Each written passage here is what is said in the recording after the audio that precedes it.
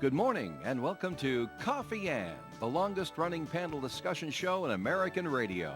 To make a comment or ask a question of the panel, call 401-766-1240 or email coffee@woonsocketradio.com.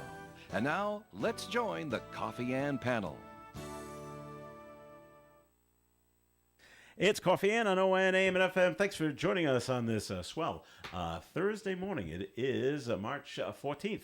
I'm Joe Callahan. Across the table from me, attorney Bob Lauder. Good morning to you, Bob. Good morning. Good to be with you. Nice to have you here with us. First thing I want to say is that Radio Square's game card number 2 is closed off. We have, I said I was going to mention another business during Coffee Ann. I don't need to.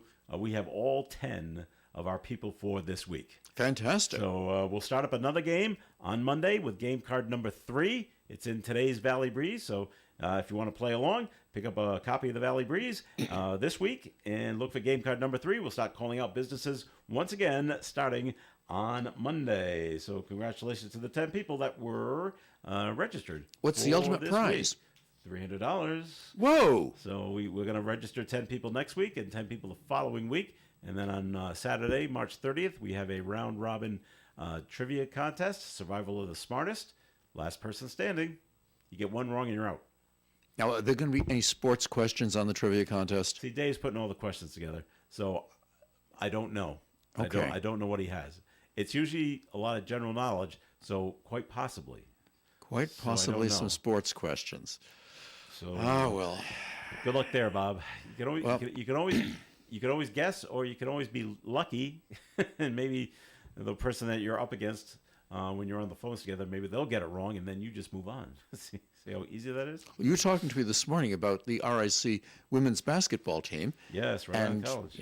Once again, deer in the headlights, man. And I had a reason to be interested in this one. That's amazing. That I forget that was the name of the college you went to down in Virginia. Yes, that was the law school in Virginia, Washington and Lee. So they didn't know if they were in the South or the North. Is that they couldn't make up their minds? Well, it's got to be named after Robert E. Lee. It is. Okay. He was the president George of the school after the Civil War. Oh, he was. Yes. Yeah. Okay. And it was named after George Washington because He's a swell guy. Well, also he had given them some stock in the James River Canal Company or something like that back in the 1790s. And so they named the school after him. Previously it had been called Liberty Hall. And then when General Lee became the president of the school after the defeated Appomattox, they added his name to it. All right. And there's been controversy down there about whether or not to keep the name of Lee to it. I was going to ask that because there's all that Civil War stuff, and do we honor the Confederate people and like that? And I'm surprised they haven't actually changed their name. They had a vote, including a lot of the present students, which I thought was the most important part. Of course, they had the alumni who was saying, yes, we've got to keep it because of heritage. But the younger students who were there agreed with the keeping of the name. However, they did make some serious changes. They had a chapel that had been constructed during General Lee's presidency, and he's buried in the chapel. And there's also this large catafalque that looks like him lying on a camp bed made out of marble. And it stands about 4 or 5 feet high, and it's at least 7, 8 feet long, centered right in the center of the chapel. Instead of an altar, they had this. They have put in some doors now that obscure that from the rest of the chapel, so you don't see General Lee when you're sitting there. Okay. I get it now. So it's been I a long time. So. I was there when they buried his horse. Now, really? Yes. Okay. They didn't make glue out of the horse? Traveler was General Lee's horse from the Civil War. Traveler lived in a stable. It was located. There's a trivia question, Bob. What's the name of Robert E. Lee's horse? Wow. Okay. He lived in a stable that was next to the presidential house, which was about 200 or 300 feet away from my dorm room. Wow. And over the years after Traveler had died, sometime in the 1870s, he had been stuffed and put in a glass case in one of the halls. Well, over the years, students had taken the chance of carving their initials into Traveler's hide. And he looked pretty terrible. Students. So back about 1970, 71, they decided they were going to bury old Traveler. All right. And so I was there when they put Traveler finally into the ground about 98 years after he'd passed away. They play taps? I don't recall him playing taps, no. Any music? No, there was no music. Was there any kind of ceremony? Yes, there was a ceremony. Oh, there was? Oh, Okay. yes. But I don't remember any music being played. That is one famous horse, I guess. Wow, yeah. Well, good for Traveler. No one's carving things into him anymore. Nah. So that's a good thing. And, I'm not really sure what they carved into him, but... No, Tom loves, Joni or whatever. Well, something along those lines, probably. All right. Did you ever do it? No. Statute of limitations has run out, Bob. You can be truthful. No, I didn't carve my initials into Traveler. No. All right. Well, that's good. I want to bring something up, but Sue Tessie McKenzie is coming in, so I want her to be here. Now let's see what to hear what I have to say. Still looking great. So new clothes. Oh, this is nice. Thank you. Well, you can't wear the same outfit twice. You know that, Bob. And I notice she always comes in, so it can be Well, I'm only here on Thursday, so it's not like you see me, that's right. every day. But it's always the dramatic entrance with the gorgeous outfits. Yes. How come you and I don't get a chance to do that? Well, dramatic entrance? We don't wear gorgeous outfits. No. Well, we could do a dramatic entrance for you, Bob. It wouldn't be the same. Ed No, McMahon, no, here's no. Bob. This is my casual sweatshirt dress. Everybody should have a sweatshirt dress. They should, with a hoodie and everything. Female, I hope, because my legs don't look good in a dress. Okay, so every no. lady should have a sweatshirt dress. You can wear with sneakers, heels, boots. Yeah, goes doesn't with matter. everything, huh? Yep. Nice jewelry, though. Thank you. All right, now I got a good law question for Bob, Uh-oh. I'm ready. and I wanted you to be here to hear it, because it's a little off the wall. Again? Okay. Yes, and I just have you ever want to run up against something like this, where a person has passed away, and they have their will, and where they bequeath stuff to different people. Right. Has it ever happened, or do you know of any time where it's happened where something's been bequeathed to someone, and that someone doesn't want what they got? Yes. So it does happen. Yes. Something. The first thing I thought was like a grandfather clock. Well, I got no place to put it. I got low Right. ceilings. Or they get a car. Well, now I got to pay taxes on it and insurance. But anyway, so what happens in that situation? I don't want what's been given to me. I haven't had it with personal property. I've had it with real estate. And it's a disclaimer. The person who was entitled to the real estate said, no, I don't want to receive the real estate. They signed off on it. The real estate went back into the estate of the deceased. And then if there was a residual clause in the will, which there usually is, the real estate went on to the people it was bequeathed to under the residual clause. Yeah. So it'll go to somebody else. Yes. Yep. Okay. And they wanted it. I mean, They were willing to receive it. receive it and then Right. do whatever they want with it. Right. Okay, but nothing where it's something tangible, something you can hang on to. This was my collection of baseball cards, and I want you to have it. And you're like, a sports Well, those guy. I'd probably keep if you bequeath them to me. But no, if there were the baseball cards and the beneficiary said, I don't want them, then it would go back into the estate, and you'd look at the will and see what the will said otherwise. It might have said, if X doesn't receive them, then it goes on to Y. If X has predeceased me, then it goes on to Y. Or it probably goes to the residual clause in the end of the will that says, okay, I bequeath all the residual remainder of my estate to Y, and Y gets the baseball cards. Yeah. But if they don't want it, I'm just wondering if you just keep going down the line, no one wants. Let's say they have a stuffed porcupine. No one wants it. Then I would expect that the executor would. Now the lawyer's got it. No, we don't want the stuffed porcupine. The executor would probably at the end say, okay, nobody wants this article. We're going to sell it, and the amount of money that we get from the sale of the article, then we're going to distribute according to the terms of the will. Everybody gets $1. So what if the person Wow, okay. wants to? Excuse me. He is left the baseball cards. We'll use Right. that All right. because there can be some Could be pretty some good money in there. money in the baseball cards. Can that person take it and just turn around and sell it once it's his? It's his. Usually, yes, unless there's some kind of restrictions on it, and I very seldom see that happen. But yeah, the person who is the beneficiary gets the asset. They can do whatever they want to with it. Okay. I'm sure it's extremely rare when someone says, I don't want this. Or is it more common than I think? I can think of about 2 or 3 times over the last 50 years I've had a disclaimer, Oh, that's and rare, each then. one of them has been on real estate. Real estate alone? Okay. Is it because they just don't want to be bothered with all the minutia that goes into owning real estate, and they just The don't want most to be recent bothered? one I can think of involved a very elderly beneficiary and it was All right, pretty that much one, along yeah. those lines. I don't want to receive it. I don't want to have the problems that may go with it. I also don't the want to hassle have of this selling it? additional asset in my portfolio, and so I'm saying no. I'll disclaim it, and it goes on to somebody else. All right.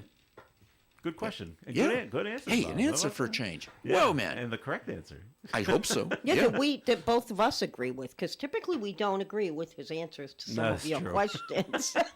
Just saying. That doesn't sound real good. Well, but okay. no, that is from a lawyer's perspective. Like we sit here as commoners and say, Commoners. Whoa. well, we say, okay, you saw them do that crime. How can you say this? That's what I'm saying. Where things are pretty obvious, but Okay. being a lawyer, you have to look at it from a different perspective. Could be. Did you do your homework and watch Law and Order? No, I did You were not. supposed to do that. That was the one where the main actor has retired or something? Yes. Okay, no, I didn't do my homework. He rose up through the ranks. He made it all the way to district attorney of New York, and then he finally retired.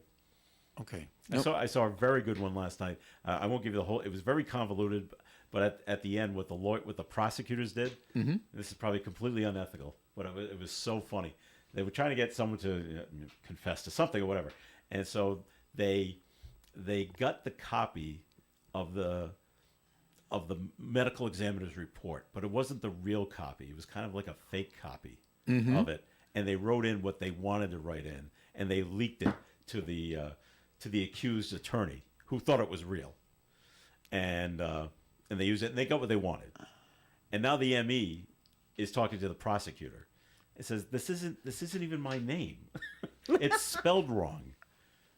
That would be so unethical. Absolutely. I know. In a criminal case, the defendant is entitled to discovery from the prosecution, and the prosecution has to turn over to the defense lawyer and the defendant all of their evidence. If they've doctored the evidence, so they're giving him something that's not correct, I would think there'd be serious repercussions against them. Yes. That's like planting drugs. Yeah. It's the same premise, really. And the ME was not happy that she's basically part of this, Right. But not really, and then she just said at the end, "Just don't do it again," and got up and walked out of his office. The premise of this one was they were trying to determine heritage once again, who gets the house, because the two parents had died, and they were trying to figure out, well, who died first? Was it the father or the mother? And because if the mother died first, It would then go to everything her went will. everything went to him. And then his before will it would went be to in the place. kids. Yeah. Right. So they were trying to determine who died first. So let's just say, It was fun to watch. That's all right, they both died. Like you're saying, Yeah. one before the other. So did each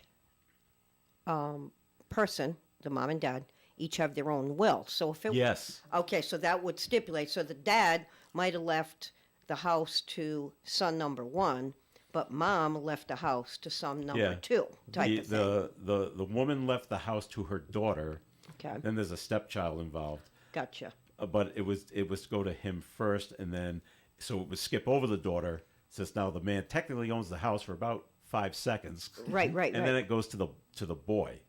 So I'm like, wow, it was really convoluted. it sounds convoluted, but it actually could take place. Really? Oh, A absolutely. more likely Absolutely. one to have problems is when you have a husband and wife who have a child from a prior marriage for one of them that has not been adopted lawfully by the other spouse.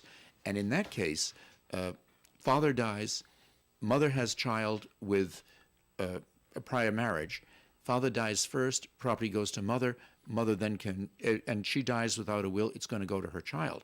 But if you have the reverse, if mother dies first and then father dies the 5 minutes later, mother's child is not going to receive the estate because that child was not lawfully adopted by father, and it's going to go on to father's heirs, which don't include mother's child.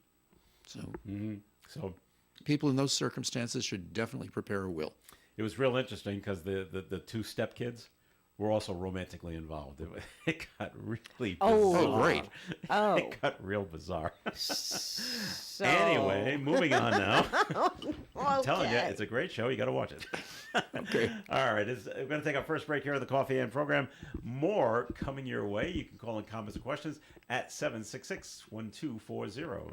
You know, when you're paying the right price for protection, you just know it. It's that warm, fuzzy, totally secure feeling, knowing that you're not only getting great coverage, but you're also not paying too much for it.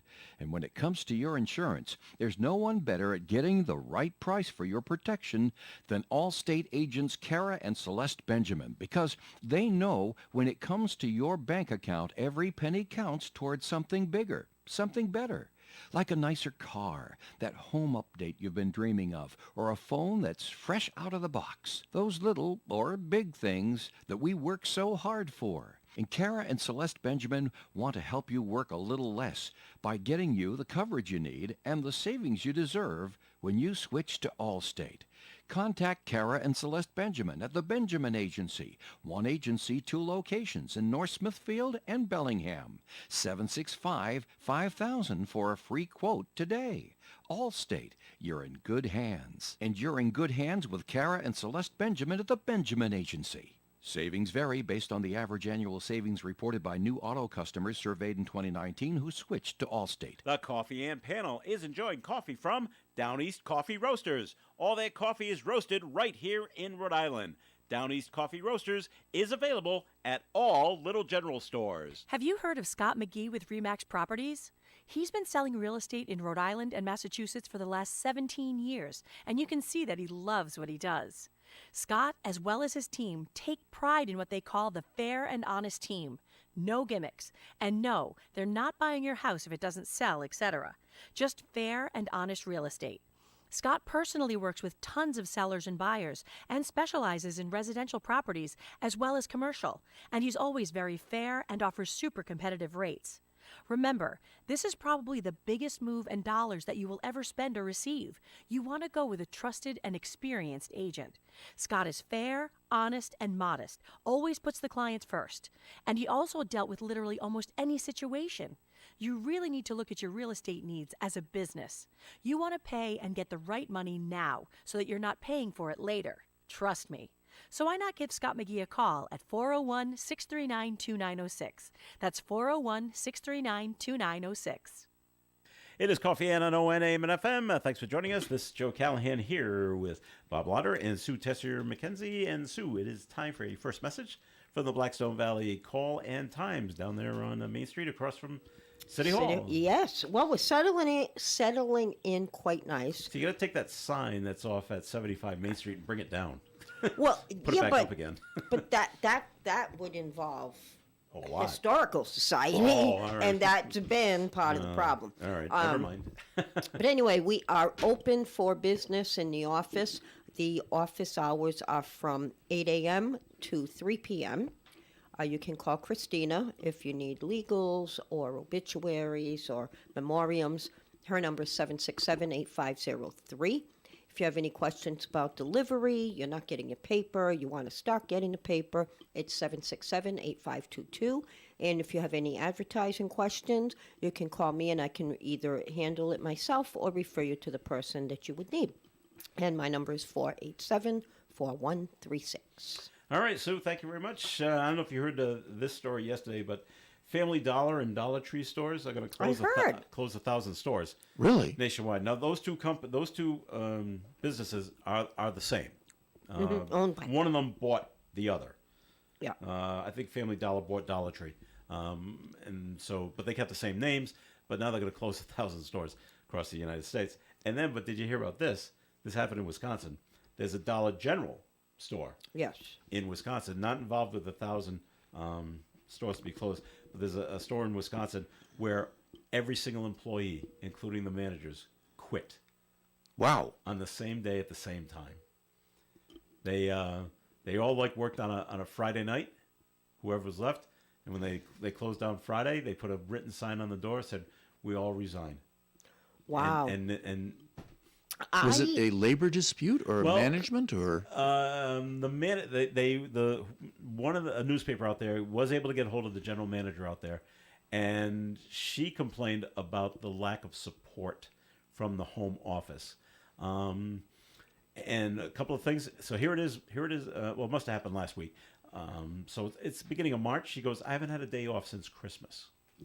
Jeez. Well, I will say That's one problem. I was a party to a very similar circumstance. Yes. I worked for a store called Deb Shop years ago. This is 30 years remember ago. Deb No, Shops. 35 years ago because my daughter is 35.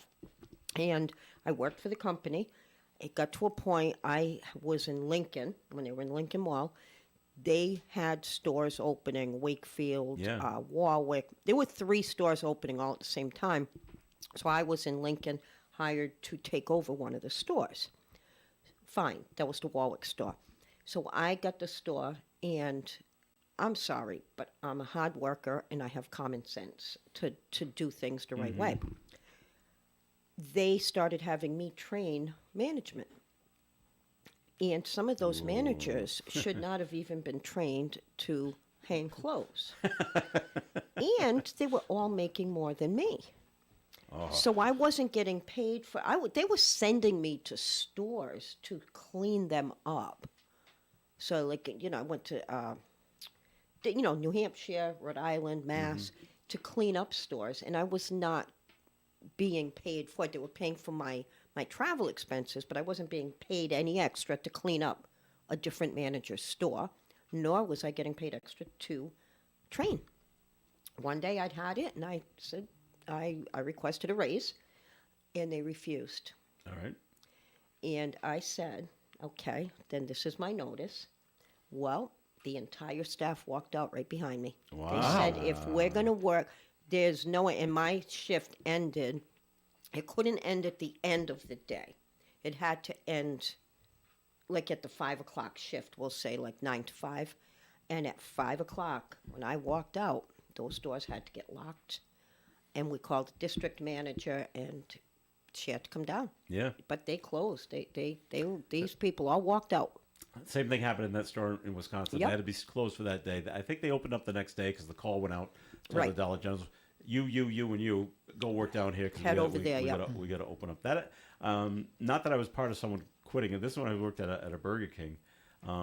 At the Burger King in Canton, Mass. I was in South Attleboro, but Canton was part of our district. They had a mass walkout Yep. at one time, and the word went out to the other Burger Kings in our restaurant. Please send some people up here. I mean, we know what we're doing, so they can come up while we ramp it up to speed where we hire other Yeah, people. that happens now with Cumberland Farms. Yeah. They're on a regular basis, and my daughter or my son-in-law worked at one in Medway, and now he would get pulled to go into this area, Hopedale or North Smithfield, because it's a big district. So.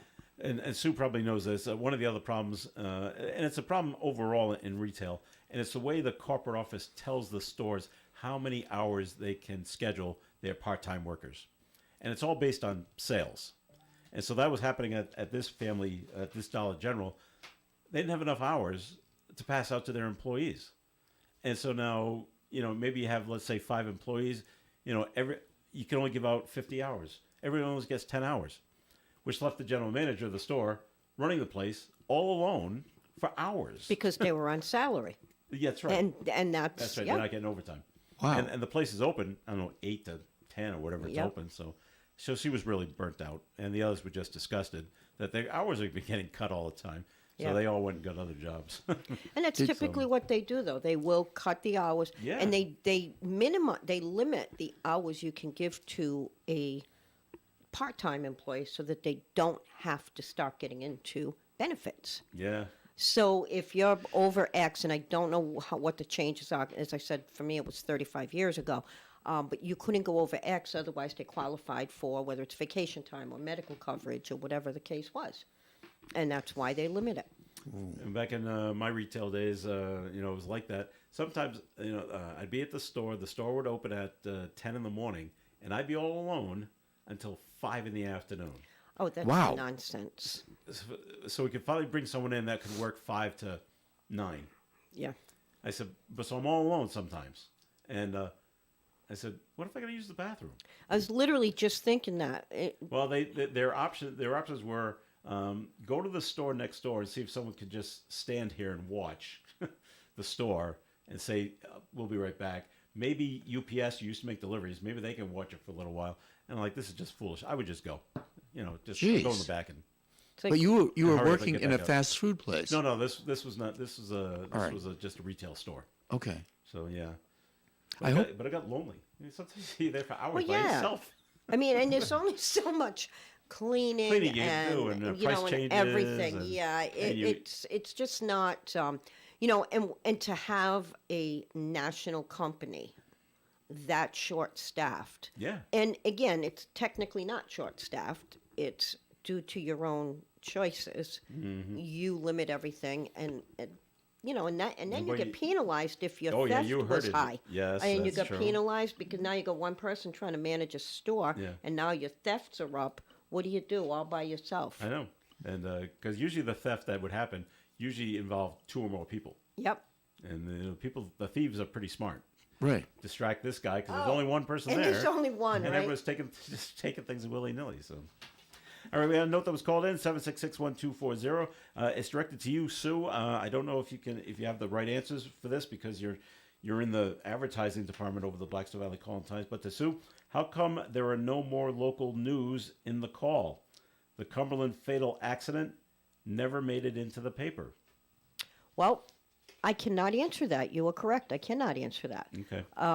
There are local things in the paper, and as a matter of fact, I am going to go back and research that one because I believe I did see a story in our paper Of the teenager from Woonsocket, of the right? teenager, whether it was prior to his passing or excuse me, not prior to his passing, prior to identifying the individual.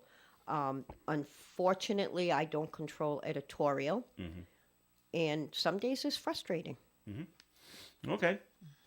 When you talked about the closing of the stores, Oh, yeah. have they listed the Not the yet. ones that are closing? Okay. That's what most businesses do. Hey, we're going to do this. Right. Little ways down the line, and then they'll tell you later on where they're going to close. Because I've been in both of those stores in Woonsocket, and they both seem to be pretty active. Well, maybe I hope maybe they're okay then. they're both safe. Okay. Well, there are quite a few around, but yeah. there's one that I will tell you. I can tell you this one's closing. I could pretty much take a Which guess. one? What, at Park Square? Pawtucket, Oh, okay. because there is a plaza in Pawtucket that the Family Dollar and Dollar Tree are right next, They're door, next door to each other. So, So there's a reason to that's close those one. are probably what they're looking at. Yeah, which ones because are near each that's other. not typically the norm that they're that close to Yeah. each other. Although there's one right here in Woonsocket that is too, Clinton Street. Yep. Okay. I found this amusing, Bob. On the national level, Congress voted yesterday on the whole TikTok thing. I don't know Yes. if you're following that. And the majority, 358 to 62 or something like that, to ban TikTok in the United States if they don't sell. That's Right. one of the. So now it goes to the Senate, and they have to do it. Although I don't know where the article I read said they didn't know where it stood on the Senate floor, and then if it passes, obviously it goes to the president, who said he will sign it. So what's funny about the whole thing is my daughter's going to vote for the first time this year. She's having a hard time picking. She doesn't like Trump or Biden. I've got to talk to your daughter. Well, wait a minute. This is the funny part. She is kind of leaning towards Biden. I said, but then Good. my daughter's also a big fan of TikTok and uses it. And I already told her yesterday, if this thing passes, Biden's going to sign it. And I said, TikTok will go away, which bums her out completely. I said, however, Trump will not sign it and will keep TikTok. So what do you do? You look for the best interest of the country. Not when you're an 18-year-old girl. You look at the Right. best interest for you. The issue with TikTok, though, is I don't understand how the country could actually ban its use because I don't understand enough I don't know about how, computer yeah. systems to see how they can stop the transmissions through computer networks. I know they will go out to the phones companies in their app stores, and first of all, not allow. You have to take because of the law. You have to take the app The off app your availability off. phone. So new people can't come in and All right. download it. Okay, Okay. that's for new people. There's already 150 million people that are already using it. I don't know what they're going to do with those people and how they cannot use it again. What is the Also- purpose? What are they saying is the? And I know a few things. I'm not asking as a, and I don't know anything. But what is the purpose they're saying for banning it? It's a Taiwanese company Okay. that's beholden to the Chinese government. And that's what I thought it And the was. I Chinese just wanted government to confirm at any that. time can go to them and said, "I want all the data from the people from your subscribers." Gotcha. They haven't Now- done it yet. But that's their argument. They can do this at any time. But suppose the TikTok company sold out and you and I were the two in control of the company. The Taiwanese computer source is still available for the Chinese to make the request to them and still receive the old information, correct? So ownership doesn't necessarily mean that the location of the product is deprived from the other party that's interested in that. They don't bring that up. The people that are saying keep TikTok, they're saying all this is a ban on free speech. Okay. And I said, well, yes, but you can go to another platform and still have your free speech. Right. Yeah. So I think it's gonna pass. Well, if it does pass, I would imagine that the type of venue that TikTok has created could be created by another entity Yes. and have almost as much popularity, but not have the Yeah. necessarily availability to the Chinese government. There's always new social media sites popping Right. up and some gain traction and some do not. Okay. So and You know, it's so funny though. Years ago, I can remember people saying, "Big Brother's watching. Big Brother's watching," yeah, and now you just put it all out there. that's right. So what is that Make about? it a lot easier. All right, we got to take a break here on the Coffee Am program, and this portion of Coffee Am was brought to you by the Blackstone Valley Call-In-Times. Here is the weather forecast, and that's sponsored by Unbound.org. Sunny skies today with a high of 65 degrees and a light northeast wind. Tonight, 60% chance of showers mainly after 5 a.m., increasing clouds with an overnight low of 42 and a calm wind. About a tenth of an inch of rain likely overnight. Friday's weather. 60% chance of showers likely before 9 a.m. Patchy fog, otherwise a cloudy sky on Friday with a high of 49 and calm wind. Saturday, sunshine and 54. Sunday, a 40% chance of a shower, more clouds than sun, and a high of 54 and breezy. Monday, mostly sunny and 47. Tuesday, mostly sunny and 45. And on Wednesday, sunshine and 45. And currently outside the Navigant Credit Union broadcast studio at the corner of Park Ave and Kennedy Street, we do have sunny skies and 42 degrees. A girl in Kenya dreams of becoming a doctor. An elder in Guatemala dreams of being part of a community. Reach out and change their world, and it will change your own at unbound.org. You've heard it before. The world is getting smaller. Places you had to travel to years ago now seem right next door. It's no surprise, then, that all the communities of the Blackstone Valley have so much in common these days that we share common interests. Keeping up with this trend, the Blackstone Valley's two daily newspapers, The Call and The Times, have joined forces to cover the entire valley in one convenient newspaper. The Blackstone Valley's Call and Times, a paper for the entire valley. At your local store, honor box, or home delivery, 767-8522. Another winner in the Best of the Blackstone Valley contest is Good Shepherd Catholic Regional School. They won the gold medal for Best Child Care Preschool and silver for Best Private School. Visit their website at gwcrs.org. Good Shepherd Catholic Regional School, one of the best of the Blackstone Valley. Hi, I'm Kathleen LaValle at The Honey Shop. Check out our Facebook page at The Honey Shop RI, and there you'll see a whole list of our new classes and lots of fun things to do. You could join us for making limoncello, pizzas, pasta making, cheese making, so many fun things to do and learn. Thanks, Kathy. Folks, if you love food, you'll love the Honey Shop, right behind the Dunkin' Donuts at Park Square in Woonsocket. Hi, this is Steve Peluso, owner of Peluso Precision Automotive in Mendon. Since 2017, Peluso Precision Automotive has been your destination for auto care, transmissions, and general classic car repair. I've had a passion for classic cars since I was born, and I started hanging around a gas station when I was 7 years old. Plus, I have more than 40 years of experience repairing the classics. So if you have a 53 Bel Air or a 67 Mustang or a 71 Dodge and it needs servicing, bring it to Peluso Precision Automotive, 93 Blackstone Street in Mendon. Peluso Precision Automotive is your vintage car specialist, so give us a call at 508-478-8900. And remember the number, it's 508-478-8900. All right, it's Coffee on ON AM and FM. Thanks for joining us. Joe Callahan here with Sue Tessier McKenzie and Bob Lauder. And Bob, time for first message from your law office. Good morning. Thank you. This is Attorney Bob Lauder. As I was waking up groggy and tired on Sunday morning when daylight savings time went into effect, I thought it'd be interesting to discuss some daylight saving time cases with you this morning. The first goes back to 1927 and involves Child's Restaurant in Providence. Now, Child's Restaurant has a personal affinity for me because when I was sitting in the restaurant with my parents and my younger brother one evening, but not in 1927, I convinced my younger brother to blow a police whistle he'd brought with him. Of course, there was consternation among the patrons, and I was severely reprimanded, but it's still a fond memory for a troublemaking older brother. The case is known as Heaton versus Childs of Providence.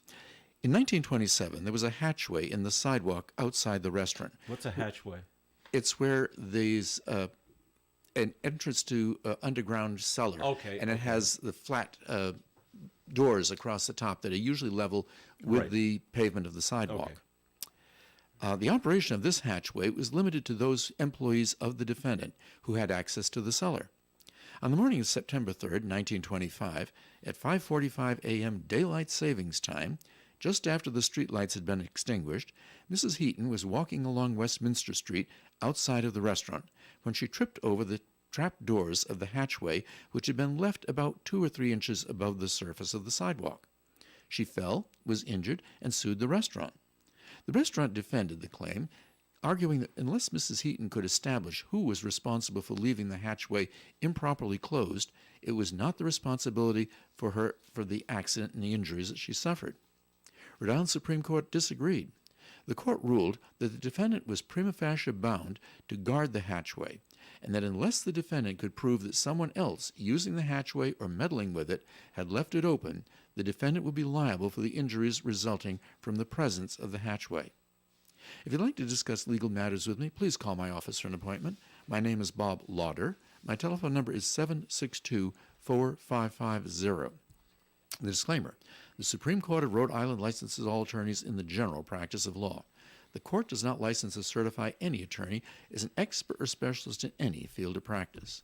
And if you get arrested for blowing a police whistle in a crowded restaurant, you need a lawyer better than me, for I lost the argument and my parents and I suffered the consequences. That's freedom of speech, Bob, right there. Right? Right? I have a question about that case, though.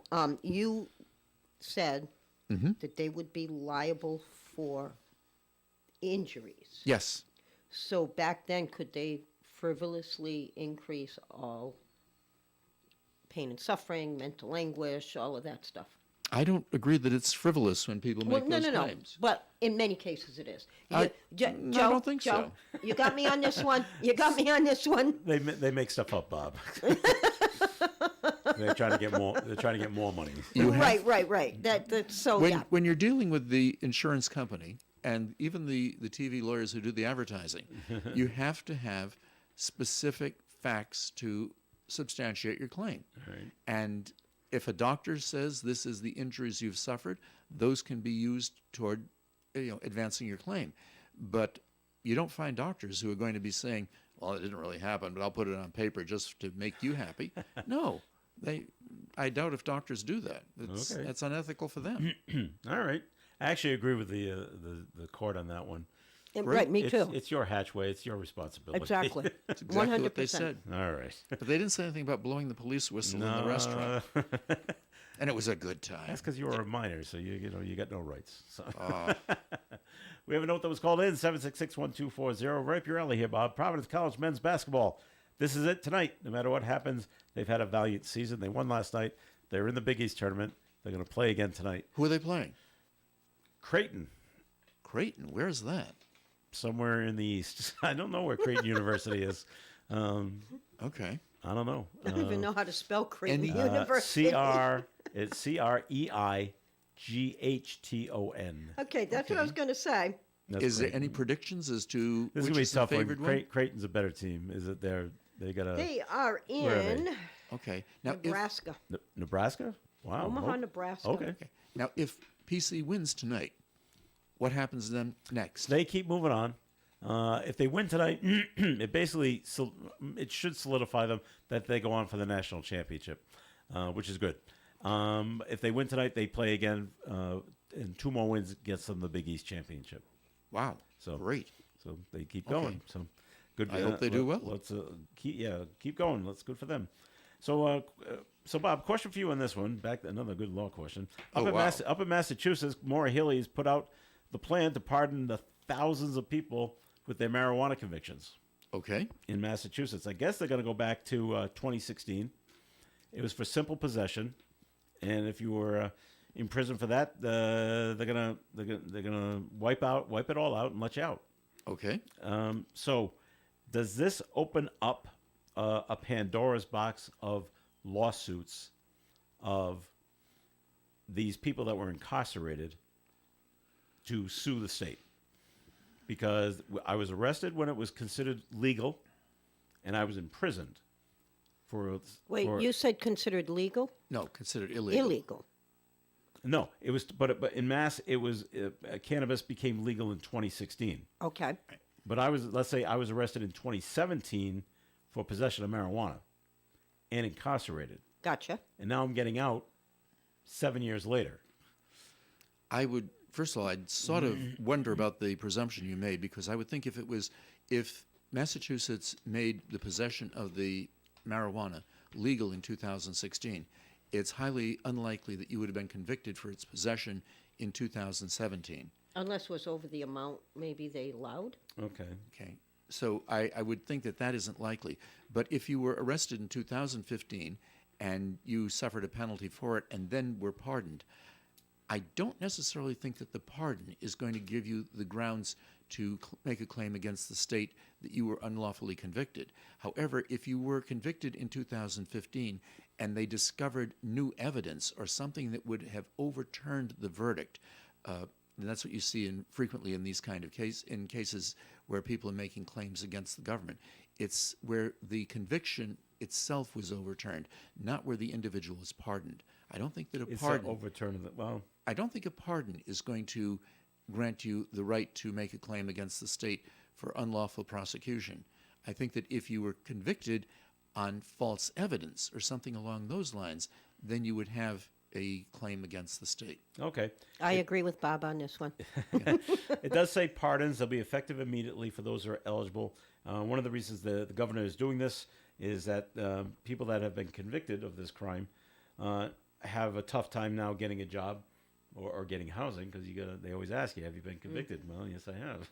But this is But also now they can say no. also convicted only in the courts of the Commonwealth. This doesn't have any bearing on people who were convicted in federal court. Because in federal law, the possession of cannabis is still unlawful. And Right. So this is only going to work with those who are prosecuted by the Commonwealth. Well, who did Biden? This is Biden's deal, because he went and pardoned a bunch of marijuana incarcerated people down in Washington D.C. and Virginia, and then he said to all the governors, "You can do the same thing, and Right. I encourage you to do so." Maura Healey is the first governor to do it after Biden asked for it. So if Biden did it, wouldn't that be federal? That would only involve federal law. If you want to make an analogous to the present problems with the former president's being prosecuted in federal courts in some places and in state courts in others. If the former president gets reelected, it would be imagined that he's going to pardon himself and stop the federal prosecutions, but that isn't going to give him the authority to stop the state prosecutions. And so when President Biden says to the governors of Commonwealth of Virginia or Maryland or places like that, that we want you to consider giving pardons to people who have been convicted in state courts, he can encourage it, but he cannot do it on his own. All All right. Time is moving along, and Bob has got to get to court today. Yes. Okay. Unfortunately. And so let's get a second message from your law office, Bob, and then you can be on your way to court. Great, thank you. Good morning. This is Attorney Bob Lauder. The second daylight savings time case I'd like to discuss with you this morning involves the Providence Biltmore Hotel. And that has a slight personal recollection because that was a restaurant on the top floor of that hotel that I proposed to my wife 40 years ago on Valentine's Day. Yeah. This case is known as Ziegler versus the Providence What did Biltmore.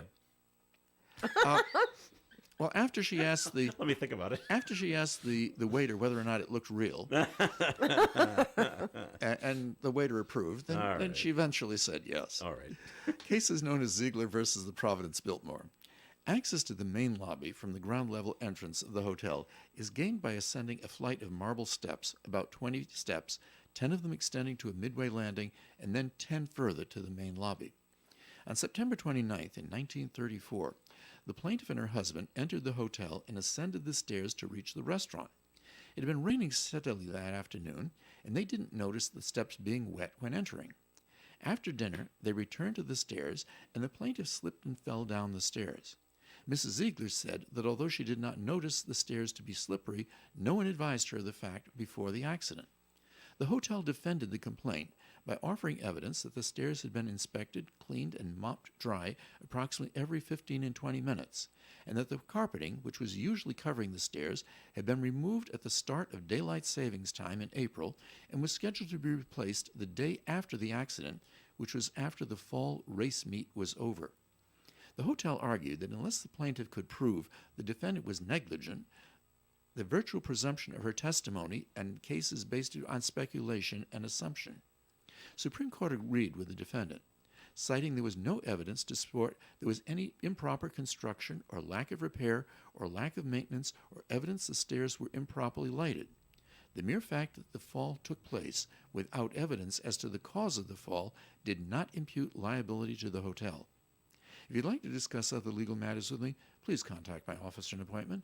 My name is Bob Lauder. My telephone number is 762-4550. The disclaimer: the Supreme Court of Rhode Island licenses all attorneys in the general practice of law. The court does not license to certify any attorney as an expert or specialist in any field of practice. Thank you. And with regard to the falls in the Biltmore, well, Jean accepted the proposal, so maybe the generous can say that she actually fell for me. Bye. Were the stairs wet when she fell? She couldn't testify. She didn't know. Oh, well then okay. Yep. All right. Then you're just clumsy. Okay, fine. I was just going to say, sometimes you're just clumsy. That's right. Well, Bob, thanks for coming in this week. Thank you very much. Hope to see both of you We'll next see you week. next week. All right. More coffee is coming up. Stay tuned. Let's check out and see what's going on at Chan's this weekend for you. Well, on Friday night, the 15th, Sugar O'Ray and the Blue Tones at 8 p.m. $20 in advance, $25 at the door. Celebrate St. Patrick's Day weekend at O'Chan's with the award-winning blues band Sugar O'Ray and the Blue Tones. Then on Saturday the 16th, Kate Russo's P.O.M.P. Piece of My Heart. Yes, it's at 8 o'clock and $20 in advance, $25 at the door. Kate sings the music of the great Janis Joplin with feeling, and that's the only way to sing it, right? All right, that's all at Chan's, along with your egg rolls and your fine Chinese delicacies. And the rest of that, you can drop in and pick it up. You can have it delivered. Doesn't make any difference. You can come in and watch a show. It's Chan's at 267 Main Street in Woonsocket. One of our gold medal winners in the best of the Blackstone Valley is Marchand Environmental of Blackstone. They won gold in the category of septic service. They also won silver in the junk removal dumpsters category. For information, visit marchandenvironmental.com. One of the best of the Blackstone Valley. It's ON Radio's Cruisin' Bruce Palmer getting ready for a special Saturday block party this weekend. St. Patty's Day is coming Sunday, so we'll go all in Irish for the show. Plus, I've got a special guest joining us, Jim McCarty, founding member and drummer for the Yardbirds, who's coming into our area for a live show, and we'll talk about the Yardbirds' success and feature a few of their tunes as well. Join me for the block party every Saturday from 4 until 7 here at 99.5 and 1240 AM ON Radio. All right, it is Coffee and on ON Radio. It is Joe Callahan here with Sue Tessier McKenzie. And let's see, things things that are going on. Oh, as you may or may not know, Sue, big Jimmy Buffett fan here. Yep. And Tiki Bar is here on ON Radio. So they're having a big concert. I mean, huge, out in California. Okay. At the Hollywood Bowl. Okay. So it's a big deal. All right. A lot of big stars are going to be there. The Eagles are going to be there. The Zach Brown Band's going to be there. Jackson Brown's going to be there, and the whole Coral Reefer Band will be there too. Okay. All right. Tickets go on sale to the general public tomorrow, but the pre-sales have already started. Yeah. And I was online yesterday, and someone was trying to get tickets yesterday. I don't know, got the in, and said, "Well, the $1,400 tickets are already gone." However, the $4,500 to $5,000 tickets are still available. I'm like, wow, I was right. Well, and I saw that beforehand. I see a bunch of talking from different Parrot Head clubs around the nation, and they just say, if you think you're planning on going, don't get your hopes up too high, because they have all these pre-sales first before we even get to them. So all the high-level Hollywood elite muckety mucks are going to get the good tickets first. And then there's the whole American Express card holders. They're next. Yeah. For whatever reason. Amex has got something to do with this. And then it's going to be us. And it's like... Wow. So I also saw yesterday, all the Parrot Head clubs are like chartered under a bigger Parrot Head club, that thing around the country. Yep. Well, the bigger one, they were given, I believe, 50 tickets to sell to other Parrot Head clubs around the country. Yeah. And these tickets are only $250 per ticket. So, and now they're trying to figure out what's the best way, what's the best lottery we can do where it's fair for everybody, right, to try to get in and win these tickets, and they haven't figured out how to do it yet. Well, that's a tough one, because It is tough. How the do we do first it? thing, my first question is, you're talking about the main Parrot Head, okay? Then you're saying all these other groups. Yeah. How many all these other groups are there? There's at least one in every state. Mass has 3. Really? There's the Parrot Head Club of Eastern Mass, Parrot Head Club of Western Mass, and then there's one that's separate, and they're like down in Fall River. Well, if they would have just at least done, you said they only got 50 tickets. At least make it Yeah. even. Give one for every state. Start there. Well, Let's I guess, do yeah. one for every state, so now one state's left out, automatic. Well, it comes down to money, and we don't. Right. But the right We way. can sell these 250 tickets for $4,500. So Wow. they're being nice. So when I first saw it, it's like, there's only one show. I saw all the acts that were going to be there. I'm like, well, I'm not even going to try. Not that I can get out to that's California. like insane. I mean, It is nuts. But you know what? It'll be a sellout. Oh, absolutely. That'd be I solid. don't know how, but yeah, you're looking at, all the elite and the celebrities and so on and so forth, Yeah. And yeah, not this chick. And I've always, the way it was understood to me of, it would be a sellout. Well, how can people do this? And I can admit this. I read the 3 50 Shades of Grey books. Yeah. All right. In the very first one, the man, what's his name? Gray. Okay. Can't remember his first name in the book. Anyway, he actually says to what will become his wife, because she comes from a meager background. Yeah. He is a self-made man, and there are people out there that make so much money that literally money is no object. Oh yeah, And absolutely. they just say, "Get me those tickets to that Jimmy Buffett thing." Well, at $5,000 a piece, I don't care. I didn't don't- ask you how much don't- they were. I don't told you to even get me tickets. You don't have to tell me how much Yeah. anything is. Yeah. Because I can afford it, and there are people like that. Oh, absolutely. How? I don't know. I was like, and that's what he kept trying to say to the girl in the book. I can buy anything. Yeah. So don't you, as the girlfriend at this time, don't have to worry about what anything costs. Right. Just Nothing. you need new shoes. Go get Go them get and them. make sure they have red bottoms. Yeah. And, Okay. And put it on my account. And Right, they'll be right. paid. Nothing to worry about. Okay. There are some people like that. I'm not one of them. So here's a bizarre story. This is out of something else, out of Georgia. Federal authorities say 2 Georgia men who allegedly blew up a woman's house were also planning to release a large python inside the house to eat her daughter. Isn't that crazy?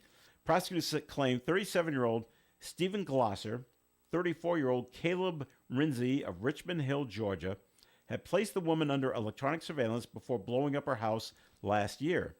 The two also allegedly conspired to mail dead rats to her home, to scalp the victim, and to release a large python into her house to eat the woman's daughter. It doesn't say how old the daughter is, by the way. Glosser and Kinsey are being charged with stalking and using an explosive to commit a felony. How old is the mother? That doesn't say either. I was just trying to, do these some math. These guys are in their 30s. So No, what's the connection? What's the It, connection? it doesn't say. One of them must have had some kind of relationship with her. Well, and I'm this- guessing it one went had a wrong. relation, and they probably have a child, or she Maybe. had a child. Yeah. Somewhere along the lines, it's a child, not Yeah, when you're talking 30s.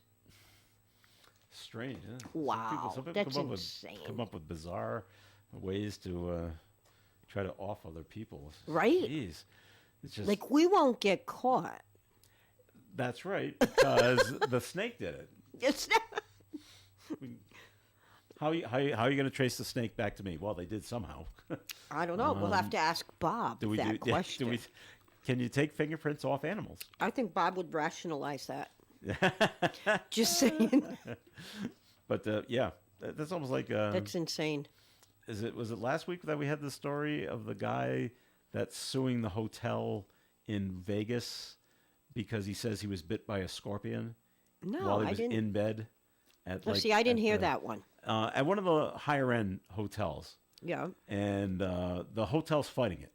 They said there's no way there were scorpions in this hotel. We are way too clean, and we're fixated on that. And now they're saying he brought the scorpion with him to the hotel, let it loose so it would sting him, so he could then sue the hotel for gobs and gobs of money. Figuring the hotel would roll over, Right. give him, I don't know, $100,000 or whatever he was looking for, and make the whole thing go away. But the hotel is fighting Well, if the this guy. hotel is that clean, I mean, that would be like somebody trying to sue me because my limo was dirty inside. Well, that would not happen. I mean, we cleaned them in Yes. between. If it went to the airport and somebody had a speck of dust on that rug, it was re-vacuumed. We had vacuums in the car. Well, they have So to I say- can understand that fight. Oh, so I was bitten by a rat in the back seat of your limo. Like there was no rat when I got in the car. Right? So- no. so they're gonna- yeah, you so have to. that You have to hotel's fighting stand it. your ground. And they always say you got to pick your battles. Yep. All right, we're picking this one. Yep, absolutely, because there's it no also way. because it goes down to their reputation. Oh yeah. Aren't you you're the gonna, hotel with the scorpions and the right? beds? You're going to stay there? No. No, you gotta So, look oh, someplace else. absolutely, fight that one. Another bizarre story out of Oklahoma. A kangaroo is dead after it was hit and killed by a car in Roland, Oklahoma. Oklahoma? The driver thought it was a deer until he got out to check the damage, and it's not a deer. And the accident happened Wednesday morning near the Oklahoma-Arkansas line. It's unclear where the kangaroo came from. I was just going to I say, was going to say, did it escape from a zoo? right? Or does someone have one as a pet? And they don't know what it was doing in Oklahoma. Well, that was my question. I'm sitting here going, okay, I'm not geographically in tune sometimes, Well, but most- I don't think they belong there. Well, most of the time they're in Australia. They don't, right? Or they're behind the bars in a zoo. And Right, right, having, right. having a wonderful time with their But other they're kangaroos. not in Oklahoma. Just hanging around. Wow. And police are asking anyone with information about who owns the kangaroo Wow. to please call the police and let them know, because it's obviously not wearing a collar with any tags on it like a dog, and say, "Oh, I belong to so and so." So Right. But boy, that must have. It doesn't say how much damage was done to the car. I mean, he hit it hard enough where it killed the kangaroo, but he must have been shocked. You The driver think? got out and said, What is this animal that I've hit?" Oh my God! I've seen videos of kangaroos. They're quite aggressive, Yes. going after pets, and the owners standing up for them. And next, they're the kangaroo standing, the owner standing, and they're like pretty much boxing. That, and they can fall back onto their tail and use and their spring, legs right. and kick you. And those legs are huge. Yep. I wouldn't want to. You don't want want that. you don't want to get kicked on that. The FDA is recalling cashews sold at Walmart. In case you go to Walmart you're buying nuts over there. Great value honey roasted cashews are being recalled for not correctly labeling proper allergen warnings for milk and coconut. Some people are allergic. Concerned shoppers can check to see if they're affected by the blue wrap around the label and the July 8th best use by date. According to parent company John B. Sanfilippo and Sons, no adverse reactions have been reported yet. I don't think I've ever had honey roasted cashews. I just have regular cashews. Yeah, I'm not a honey roasted cashew. I don't do honey roasted peanuts either. No. Just regular peanuts, regular cashews. That's fine. Although I like, when we were little, my parents used to go to Vet's liquor store in Bellingham because my grandparents lived, like we had to drive right by there. So whenever we went to visit my grandparents, we would stop and get bear nuts. Okay. Now, those are a very specific nut. Yeah. And the name, and they still sell them They still today. sell them, yeah. But they used to have just little packages. Little packets. and I think we they still sell those. all got those little tiny packages. You like how they tasted? Oh, yeah, those I liked. Those you like. Okay. But not honey roasted. No. I don't know. There was, no. Something different about The it. bear nuts were good. Does it go good with beer? Not I that you knew then. was like 10. Well, when you grew up. Hey, these go good with beer. I don't know. I'm going to have to try to match them up together and see what happens. All right. All right, we've come to the end of the program. Thank you very much for listening in, everyone. Our thanks to Bob Lotter, who was here with us this week, and Sue Tessier-McKenzie. Thanks for coming in this week. Have a great rest of the week, everybody. All Don't right. forget, it is Brain Injury Awareness Month. That's right. All right, I'm Joe Callahan. Have yourself a great day. Stay tuned for Gary Smith and the crew with Do You Remembers at 9:30 here on ON Radio. Radio Square's game card number 2 is closed for this week. I have to share. Broadcasting live and local daily from the Navigant Credit Union broadcast studio at the corner of Park Avenue and Kennedy Street. This is WOON Woonsocket Radio. And now, the news. Well, there won't be an automatic tax refund in Massachusetts for the taxpayers this year.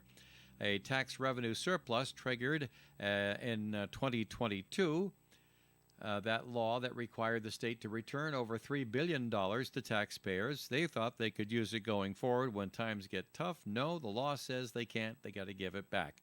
However, revenue officials said 2023 tax collections are more than $5 billion below what had been estimated. So they gave back $3.